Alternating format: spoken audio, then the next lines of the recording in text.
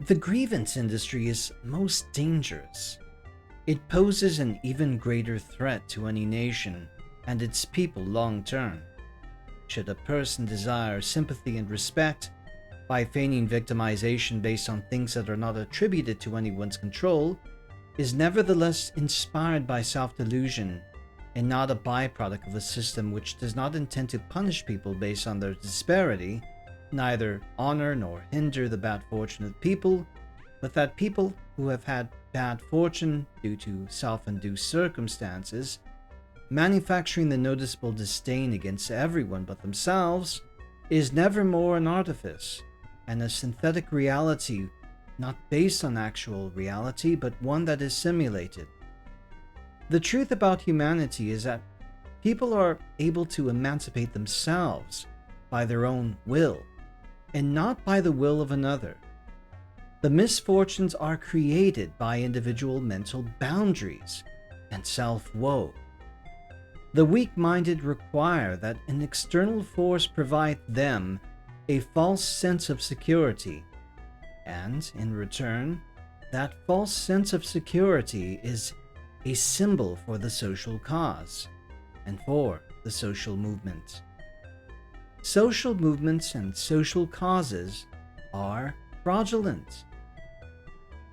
There is always a prime motive by individuals who wish to enrich themselves at the expense of another. In the political sphere of entertainment and governments, there, laden into the obscure concealment of culture, are shills of organizations that wish to capitalize on the misery of people by the appearance caring about destitution, while at the same time not helping those of misery. Their argument is negated by unforeseen circumstances. By government intervention, it is argued to be a solution, which is never more a perceived trade-off, and never the solution intended, but the determining factor that placed people into a position of poverty is thus circumstantial. Since corporations cannot countenance competition, they can merely adhere to timed conditions, weeding out other enterprises. Corporations and the government work hand in hand. Since corporations provide the highest taxes per capita, per worker to the government's coffer, it is best in perception of the politician to lure the naive and give an elusive illustration of mere rhetoric, with no real solution to accommodate the circumstances of destitution. Underneath government officials at the local level are lobbyists who give the illusion that they wish to help society at large, collecting thousands of donations and driving local level politicians to do their bidding by the act of bribery. At the federal level, it is frowned upon, but nevertheless necessary, how senators and representatives produce revenue beyond the taxpayer's allowance.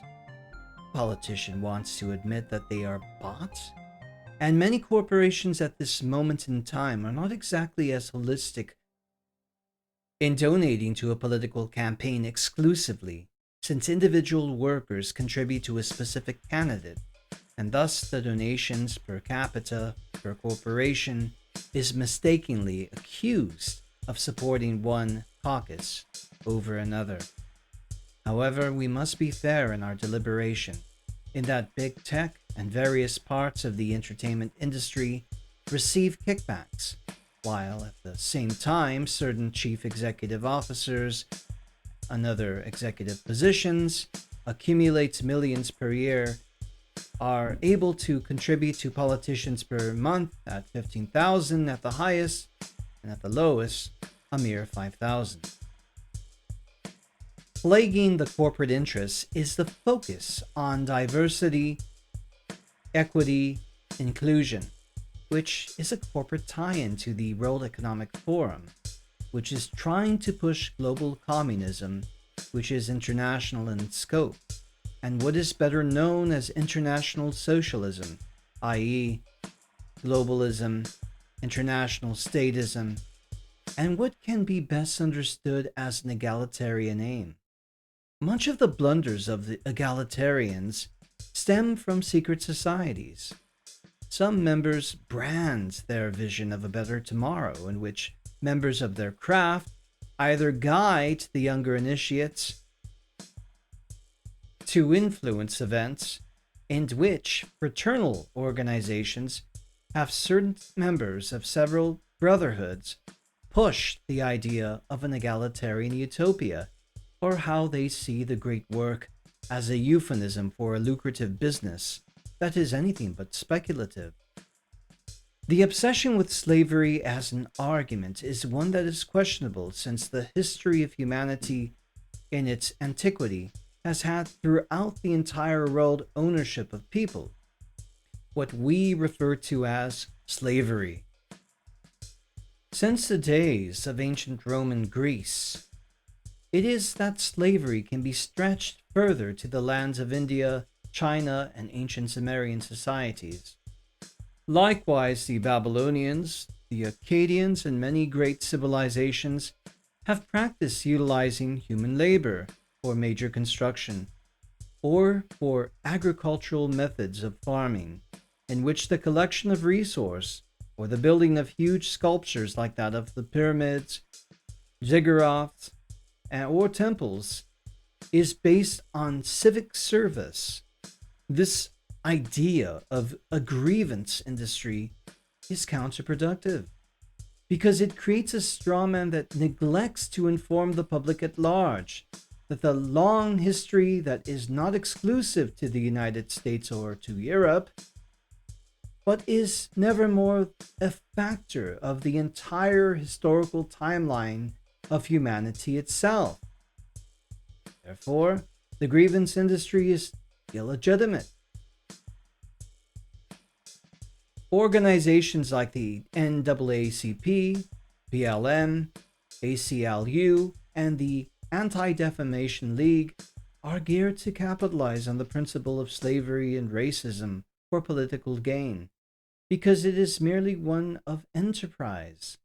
However, their intentions are not legit, but a form of civil suppression, and one that survives on the lucrative investment of litigation.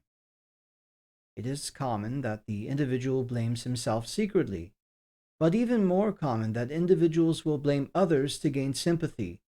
But such people do not gain respect, but rather a buffer of political prominence in a growing culture which has manifested the simulacra